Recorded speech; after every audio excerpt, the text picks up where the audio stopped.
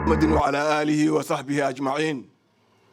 أما بعد قدوميها إسبهايسيغا ولا شيء ليلو محوها كسيمها سفيركا مستر عداني سياسيين تدحضر نوفر إذا كسو غيب قلياشة لمان وحادي كسلام يا سلامة إسلامك السلام عليكم ورحمة الله وبركاته.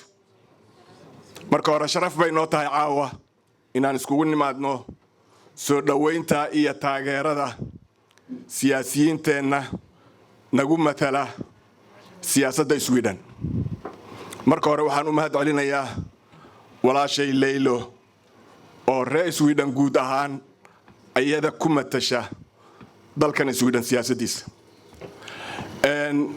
dhammaan siyaasiyiinta oo dhan muxuu ahaa waa u wada mahad celinaya. waxaan kale todoon si gaar ugu mahad celinayaa walaalkay Cabdullaahi Cadaani gudoomiye ku-xigeenkaygii hore oo aan muddo 6 sano soo wada shaqeynay oo aan aqaano shaqadiisa iyo waxqabadkiisa. waxaan ku leeyahay walaal hore u soco.